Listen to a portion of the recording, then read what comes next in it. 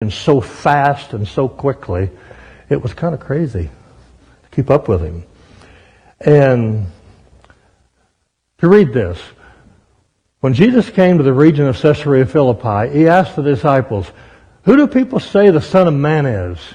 They replied, "Some say John the Baptist, others say Elijah, still others Jeremiah, or one of the prophets." "But who do you..." Let's see, I'm getting ahead of myself. "But what about you?" he asked. "Who do you say I am?"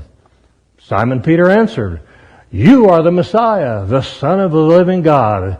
Jesus replied, "Blessed are you, Simon, son of Jonah, for this was not revealed to you by flesh and blood, by what my Father in heaven. And I tell you that you are Peter," which means rock, solid foundation. "And on this rock I will build my church, and the gates of Hades will not overcome it. I will give you the keys of the kingdom of heaven. Whatever you bind on earth will be bound in heaven. Whatever you loose on earth will be loosed in heaven." Then he ordered the disciples not to tell anyone that he was the Messiah. Okay. Jesus made this revelation after some things that happened. First of all, quite a while before this, Jesus fed 5,000 people with 5 loaves and 2 fish, right? Wow. Now, try that after Celebration Sunday and feed the congregation with 1 bowl of macaroni and cheese. Try it. Okay. He walked on water.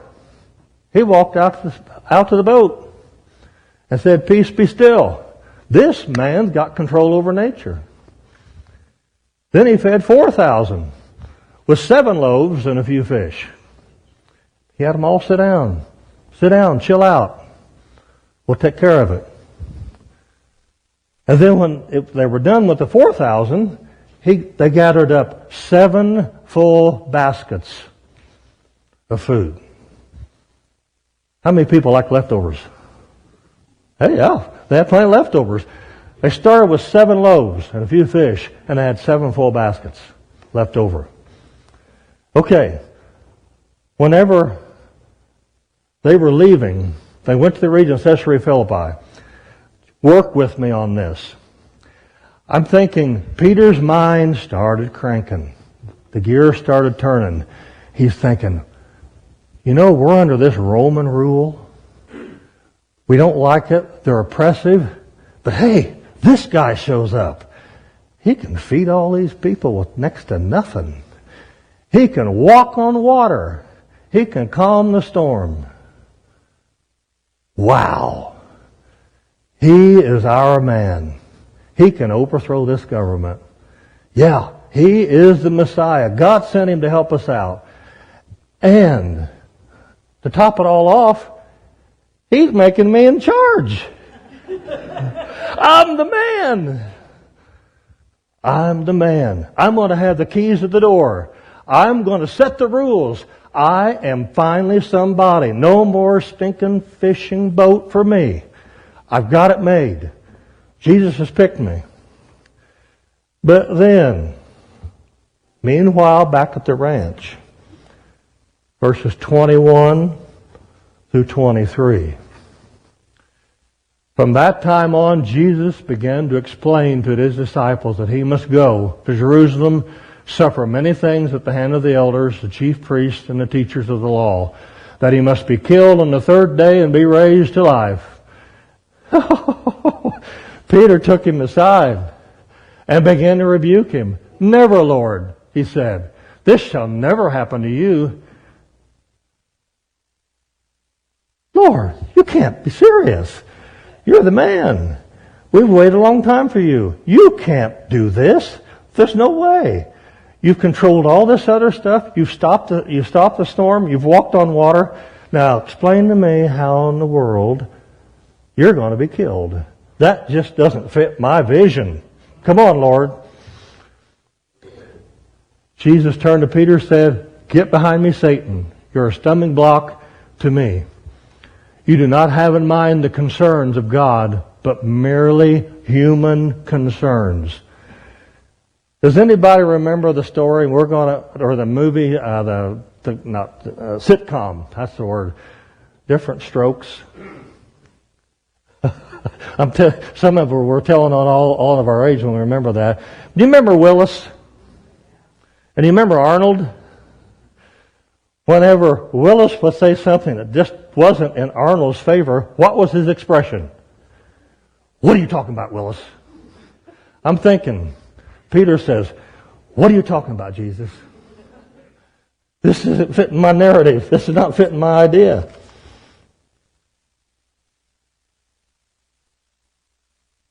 Do you all remember the story of, not the story, this is really going to tell our age. You remember the old show, Art Linkletter's House Party? Raise your hand if you do. Hey, there's several in here that remember that. Okay. There was a part in that program, that show, that said, kids will say the darndest things. Remember? Okay. I've got a story to tell you. I had two, but we're going to be short on time. I got too much material here. But anyway, got a story to tell you, and I'm going to tell on my little brother. He's not here. And every time that we would have a family dinner, all of our siblings, after lunch we'd be sitting at the table and we start telling the old stories. Remember when? Remember when? Does everybody else do that? Remember when in your childhood? Okay. I had an aunt and uncle and I'm not going to say their names, I'll make up names. It was Uncle Sam and Aunt Martha. About the time in his mid-60s, Uncle Sam had a midlife crisis. And he and Aunt Martha separated and divorced. He remarried. And of course it wasn't to any of the family's liking because it was a messed up deal. Well, anyway, one Saturday they let Mom and Dad know, he was going to come down for lunch. They lived in Galesburg. Okay? And so we'd been outside doing some work and everything. I was probably about 9, 10, maybe 10 years old. And but my little brother, he was like 5 or 6. But anyway, we were sitting at the table. Of course, before we went in, Dad had told us, guys, mind your manners. Don't say anything silly. That's the catchphrase. So we're sitting there at the table and eating meals, and dessert come around. And of course, my little brother's sitting there at the table going like this, looking at my uncle and his new wife. And anyway, as you say, kids can say the darndest things. When we were about done with dessert, it kind of got quiet. We'd been, adults have been visiting. And Jeff piped up and said, "Hey, I got a question. Whatever happened to good old Aunt Martha?"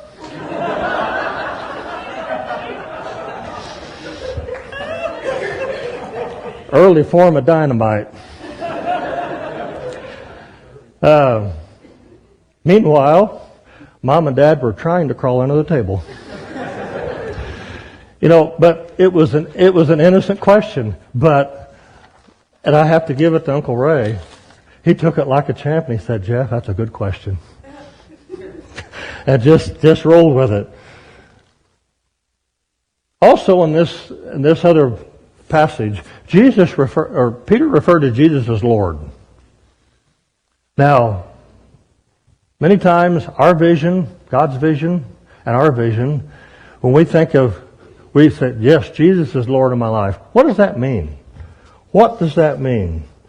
Is it a term we use flippantly? Does it mean master? Is he a master of your life? Is he your guide? Is he your teacher? How about authority? Is he your authority in what you do, in the decisions you make? Because whenever you address somebody as Lord, that means you're a servant. You are a servant. In the book Watch Your Mouth, Tony Evans makes a statement, and that is, today's crisis in Christianity is the way very few desire to be servants. That is, they're not submitting to God, but we still want all the perks. We want to be blessed. We want to be healed. We want to be provided for. But please, God, keep your distance. Let me do it my way. We want our thing and everything. God is our ATM.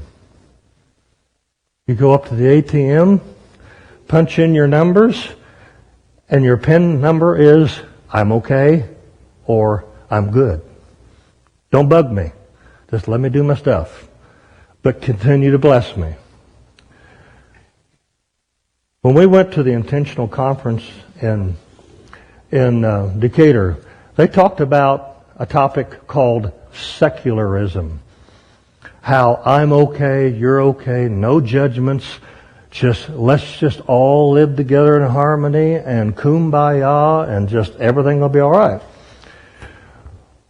Well, there was a survey ran, and that survey, Roger Storms, from the pastor emeritus from the Compass Christian Church in Chandler, Arizona, that church ran a survey, nationwide survey, and here's the trend that they found out. Pardon my scratches, but I'm going to read these. The trend is 59% of millennials are leaving the church. The reasons? They feel the church is irrelevant. It doesn't matter to them. They want to do things their way. Then another reason is the church is too extreme. You mean I got to do God's will? I got to do everything?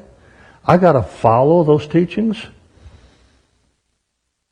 Here's some statements. The best way to find yourself is to look within. Now this is man's vision. The best way to find yourself is to look within. 91% of Americans agree. And 76% of Christians agree.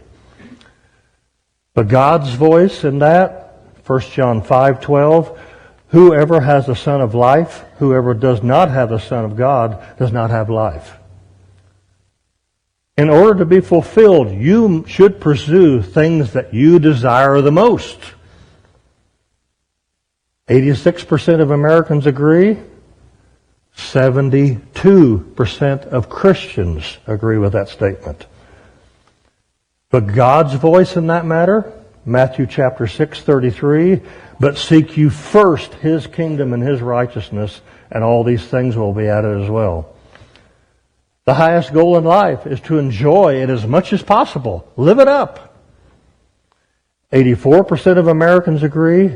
67% of Christians agree. Philippians 1:21 says, for to me to live is Christ, and to die is gain. And the last one, to me, is the most alarming. Any kind of sexual expression between two consenting adults is acceptable. 69% of Americans agree. 40% of Christians agree. 1 Corinthians 6:18, flee from sexual immorality. Do you think we have a vision problem in America today?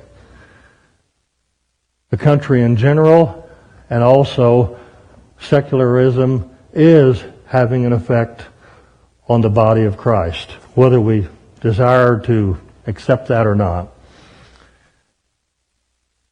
Rule number 1, God's always right. Rule number 2, if you disagree, refer to rule number 1.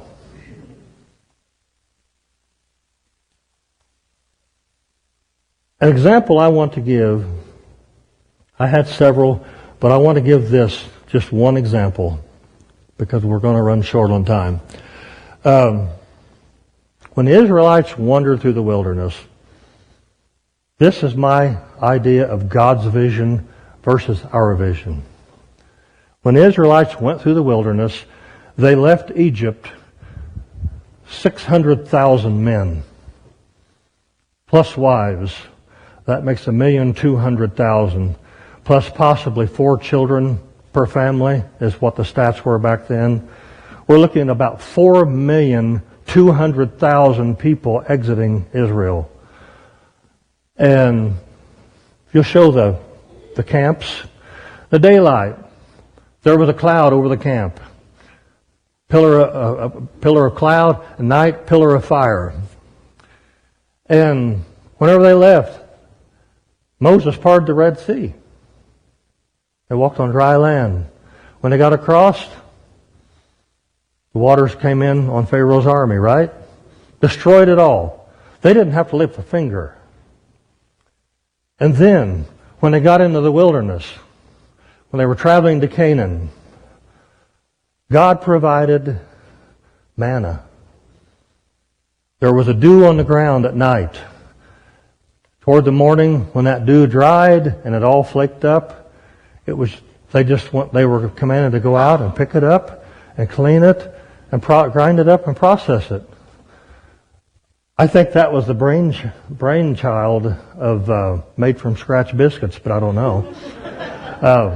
It's very possible, or high hop. Could have been pancakes, But God provided for them. And another thing, it's kind of unusual, they took all their herds, their oxen and their sheep and their goats, but they didn't eat any of them initially. They took food with them, but when they ran out of food, that's when the manna was started to provide. But also, they got tired of the manna just by itself, so God brought of an evening quail come down and provided them with meat. They just had to capture the quail, process it, and eat it. And I kind of got thinking too, maybe that was the brainchild of Quail Unlimited. I don't know. Could have been. But God provided for them. And then whenever they got in the wilderness, in the desert area, where they were running out of water, they murmured again to Moses and Aaron and said, "We need water. You just brought us out here to die. We'd have been better off in Egypt." Moses struck the water, struck the rock, water came forward, and there was water for 4,200,000 people, plus livestock, everything. He provided absolutely everything. And I'm a little puzzled. I mean, I'm looking back at this at 2020 vision, right? They were looking at the here and now. Now, I can't imagine going on a camping trip with 4 million people. And I can't imagine a family reunion lasting 40 years. It just wouldn't be a good picture. But God provided for these people everything they needed. But yet, when it came to looking over the promised land, in Numbers 13:26-33, they sent the 12 spies, a representative of every tribe. Moses picked them.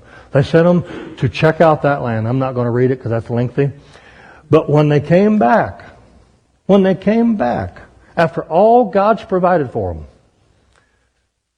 only 2 had faith that they could take the land. And whenever they said only 2, all the others gave reasons. Oh, we're like grasshoppers. They'll just wipe us out. Sample of dynamite. It destroyed. God was so upset. He was so disappointed in His people. I brought these people out here. I'm taking them. My vision is to take you to the promised land. And yet, after everything I've done, you don't believe me. You don't believe I'm going to take care of you. Well, I want to ask you today, first a statement. Bad, negative criticisms or bad, evil thoughts can be like dynamite. Many times, I've been guilty of engaging my mouth letting my mouth fly before my brain was engaged. Not thinking about what I'm saying. And I hope I haven't done that this morning. But my question to you is, as the praise team is coming up to get ready to sing the closing hymn, closing song,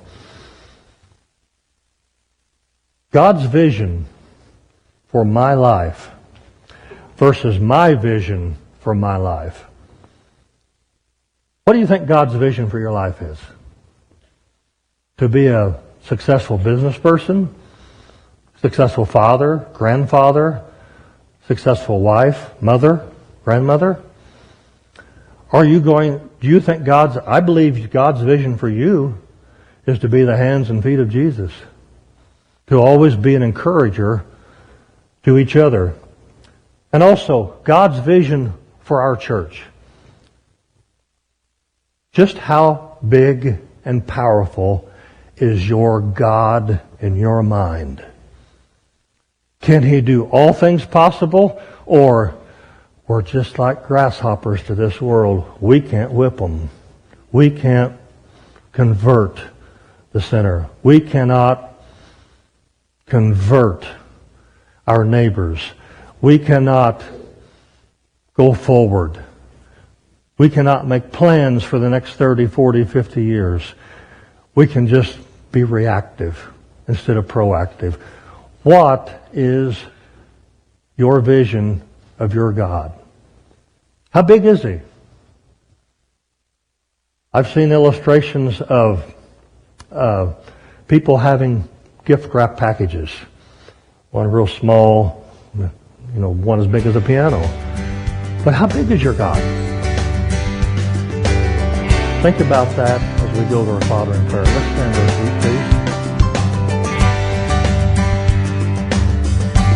The First Christian Church of Pittsfield is committed to reach, teach, and empower people with the life-changing message of the gospel of Jesus Christ. The First Christian Church is located at 225 North Memorial Street in Pittsfield. Our phone number is area code 217-285-4129. Our service times are Sunday morning at 8 a.m. and at 10:30 a.m. in the sanctuary. Every Sunday morning there is Sunday school offered for all ages at 9:15. For more information or service times, you can visit our website at www.